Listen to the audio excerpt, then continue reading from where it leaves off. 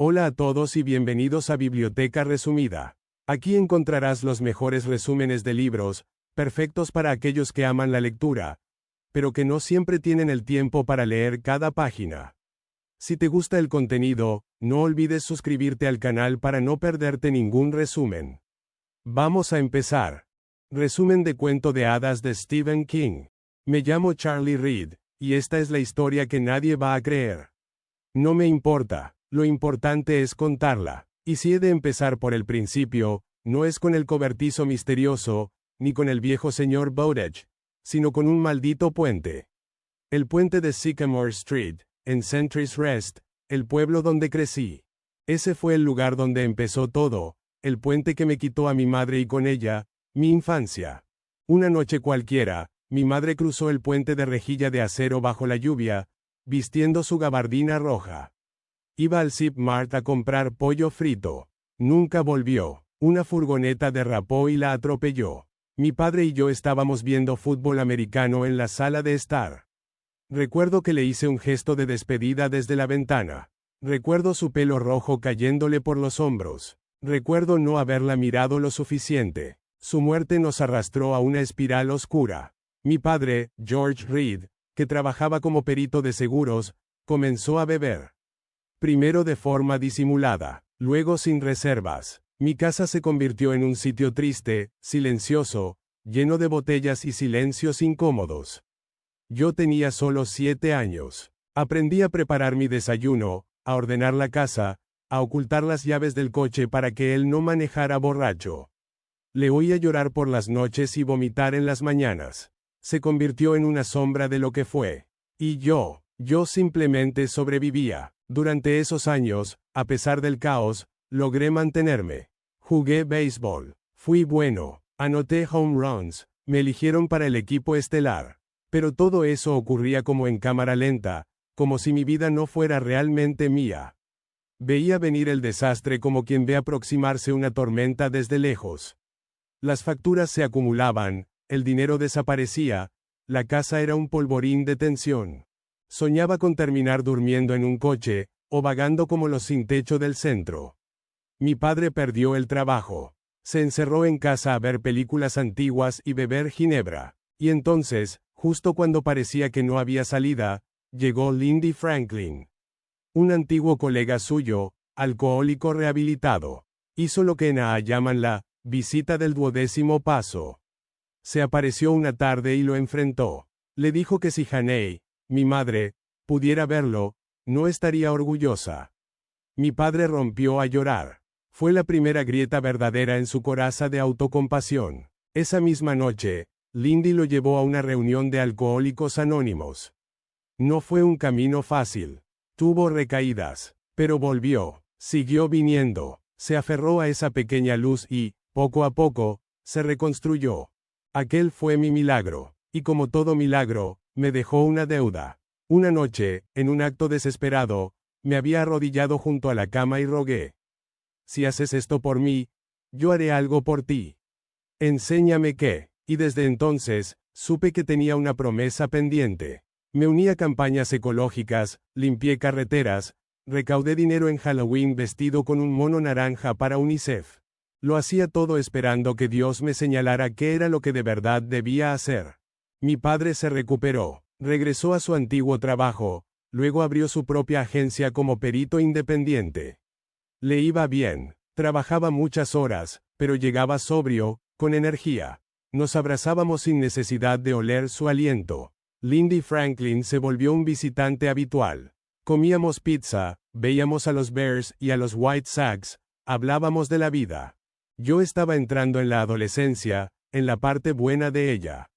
Tenía amigos, jugaba fútbol y béisbol, conocía a algunas chicas. Por primera vez en años, sentía que el mundo no se derrumbaba. Y entonces apareció el señor Bowditch. Era abril de 2013. Volvía a casa después de un entrenamiento.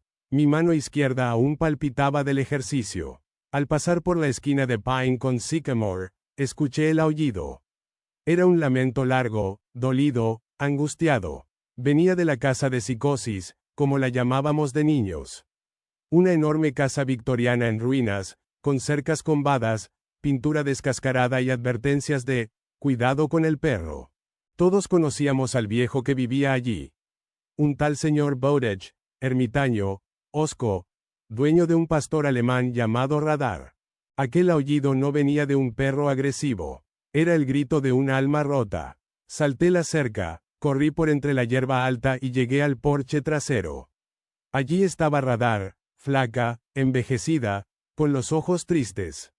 Y a su lado, tirado en los peldaños, el propio Bowditch, con la pierna torcida y una expresión de dolor terrible. Llamé a emergencias. Me quedé con él mientras la ambulancia llegaba. Él me miraba con ojos llenos de resignación, de rabia, de orgullo herido. Me hizo prometer que cuidaría de Radar.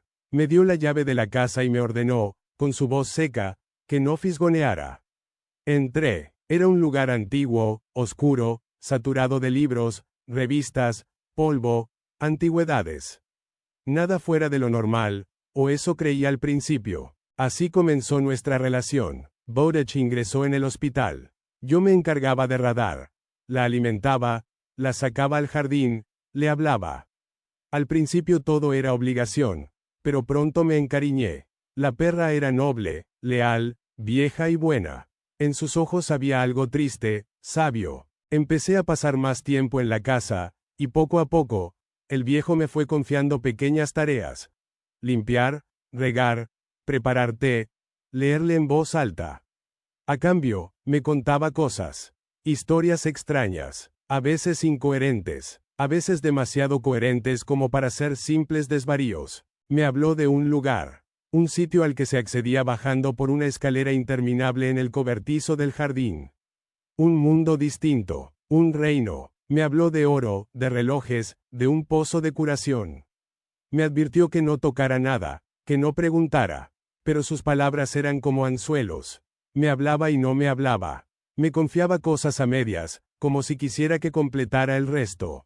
Un día, me dejó una nota escrita.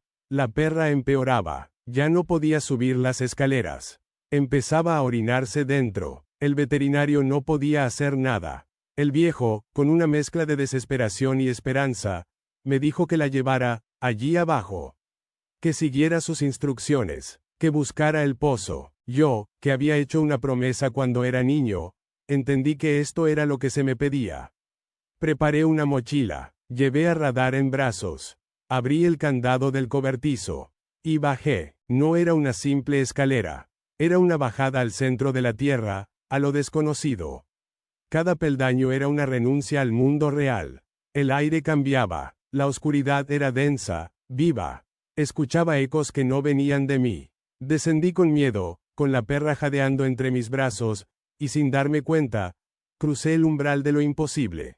Cuando salí al otro lado, no estaba en el mundo que conocía. Estaba en otro, y lo que encontré allí, apenas comenzaba. El aire cambió cuando salimos del cobertizo. Lo primero que sentí fue que el mundo allá abajo estaba vivo de un modo distinto. A nuestras espaldas, la oscuridad de la escalera parecía cerrarse, como si no quisiera que volviéramos. Radar, a pesar de su debilidad, alzó la cabeza y movió la cola. Supo antes que yo que habíamos llegado a un lugar diferente. Un lugar antiguo. Un lugar cargado de magia. El camino nos condujo hasta un claro con un cartel que decía, «Bienvenido a Empis». Yo no entendía qué era Empis, pero las colinas que se desplegaban frente a nosotros no tenían nada que ver con Sentry's Rest. El cielo era de un azul más profundo, y la luz parecía venir de una fuente que no era exactamente el sol. No había líneas eléctricas, ni coches, ni ruido de aviones. Era un mundo detenido en algún punto remoto del tiempo. No pasó mucho hasta que conocimos a nuestra primera habitante de Empis, una niña llamada Leah. Montaba a caballo y se acercó a nosotros con curiosidad y desconfianza. Su montura era falada, un animal casi mitológico, blanco como la nieve, con ojos grandes e inteligentes. Leah hablaba un inglés antiguo, un poco quebrado, como aprendido de otra lengua, y me dijo que el lugar donde nos encontrábamos era una región llamada Delen. Fue la primera vez que escuché ese nombre, y aún resuena como un eco en mi cabeza. Leah tenía una tristeza en la mirada que no entendía al principio. Luego supe que como tantos otros habitantes de Empis, Ella también había sido víctima de la mancha, una plaga oscura que dejaba a la gente desfigurada, muda, o algo peor. A su madre la habían llevado al pozo, el mismo pozo que yo buscaba para salvar a Radar. Pero los rumores eran contradictorios. Algunos decían que curaba, otros que devoraba. Todos hablaban del pozo como si fuera un dios, o una bestia.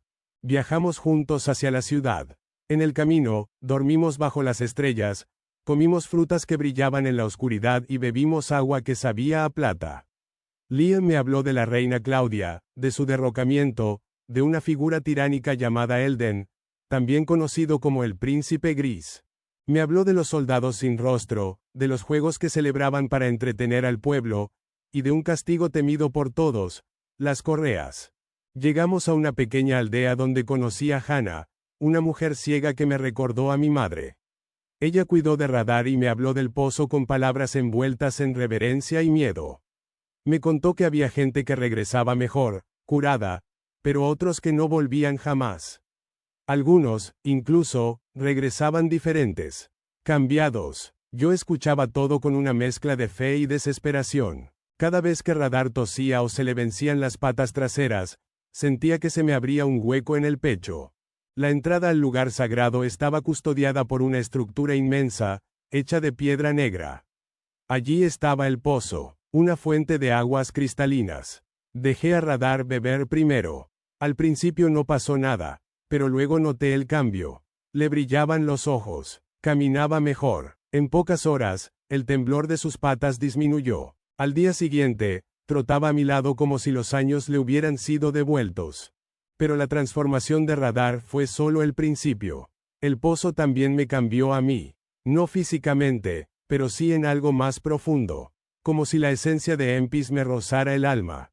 Empecé a escuchar más de lo que se decía, a sentir las emociones de quienes me rodeaban, a intuir los secretos ocultos en las palabras de los otros. En Delen, no bastaba con ver. Había que mirar de verdad. Fuimos invitados a un banquete. Allí conocí a Christopher Polly, un hombre que venía de mi mundo y que había llegado a Empis muchos años atrás. Era distinto. Llevaba en la mirada la sombra de quien había visto demasiadas cosas. Polly me habló del Príncipe Gris, de la rebelión fallida, de los juegos sangrientos que servían como espectáculo y castigo. Me habló también de las correas, donde los condenados eran azotados hasta morir, y de cómo el pueblo, atemorizado, fingía celebrar mientras moría de hambre y de pena. Las palabras de Polly me sacudieron. Sentí que mi promesa a Dios, aquella de devolver el milagro, no estaba cumplida solo por haber salvado a Radar. Empis era un mundo que necesitaba algo. Y, aunque me asustaba admitirlo, quizás ese algo era yo. Empezaron a llegar rumores. El Príncipe Gris sabía que un forastero había cruzado el túnel. Sabía que un muchacho, un hijo del otro lado, había traído consigo un animal sanado. Y si algo temía Elden, era aquello que no podía controlar. Lia y Falada fueron detenidos. Los llevaron a la capital. Me vi obligado a tomar una decisión. Podía regresar con Radar al mundo de siempre, olvidar este lugar y su dolor. O podía seguir adelante, enfrentar lo que venía, salvar a quienes me habían salvado. Elegí quedarme, y con esa decisión, comenzó la parte más oscura del cuento. Delain no era solo un mundo sumido en la tristeza. Era un mundo quebrado, donde la magia se había torcido y los días parecían vivir bajo una sombra perpetua. El Príncipe Gris, Elden, era más que un tirano. Era un ser deformado por la ambición y el dolor, consumido por un poder que había nacido de las profundidades del pozo y lo había deshumanizado. Los habitantes de la ciudad caminaban cabizbajos, sus rostros vacíos, sus cuerpos marcados por la mancha, aquella maldición que robaba la voz, la mirada y, a veces, la memoria. Fui capturado por los soldados del príncipe, los rostros grises. Mi llegada a la capital no fue como esperaba. No pude encontrar a Lia ni a Falada. En lugar de eso, me encontré empujado por pasillos oscuros, rodeado de enemigos disfrazados de sirvientes, de sonrisas llenas de dientes. Radar se mantuvo a mi lado, leal, fuerte como en sus mejores años. Yo no sabía cuánto nos duraría esa fuerza, solo sabía que no podía dejarla atrás. Elden me obligó a participar en los juegos, un espectáculo cruel diseñado para divertir al pueblo y a la corte. Enfrentamientos a muerte, desafíos físicos, pruebas imposibles. Era una mezcla de circo romano y pesadilla onírica. En la primera ronda, debí cruzar un campo de trampas con otros prisioneros. No todos lo lograron. Las espinas y los filos dejaron cicatrices que no solo eran físicas. Pero no estaba solo. Algunos de los cautivos se convirtieron en aliados. Uno de ellos fue un hombre silencioso, con la cara parcialmente cubierta por vendas, al que todos llamaban el estropeado. Resultó ser un viejo amigo de Bowditch, otro de los que habían bajado por el túnel muchos años antes. Él me dio pistas, me habló en susurros sobre los planes de Elden, sobre la oscuridad que salía del pozo, sobre un lenguaje antiguo que el príncipe gris usaba para controlar y destruir. En la segunda prueba, nos enfrentamos a una criatura invocada de las profundidades. Una bestia sin ojos, toda piel y colmillos, que devoró a 2 hombres antes de que lográramos abatirla. Radar fue clave. Se lanzó a la garganta de la bestia con una furia que solo vi una vez en mi vida, cuando me defendió de unos perros salvajes en las calles de Sentry. Sabía que me estaba protegiendo, y sabía que si caía yo, caería todo. Cada victoria me acercaba más a Elden, pero también me acercaba más a perderme. Sentía que la oscuridad del pozo comenzaba a filtrarse en mi mente. Soñaba con voces que no eran mías.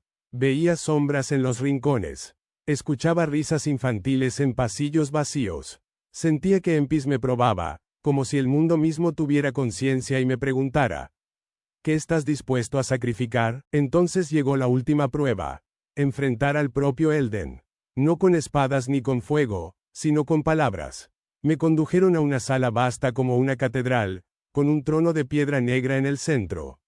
Allí estaba él, alto, delgado, con el rostro casi humano salvo por los ojos, que no eran ojos. Eran 2 espejos donde podía ver mis miedos reflejados. Elden me habló, me ofreció poder, me ofreció regresar a casa con oro suficiente para comprar el mundo. Me ofreció que Radar viviera para siempre. Pero todo venía con un precio. Rendirme. Aceptar la oscuridad. Dejar atrás mi promesa. Renunciar a ser quien era. No acepté. La batalla no fue física. Fue mental, espiritual, interna.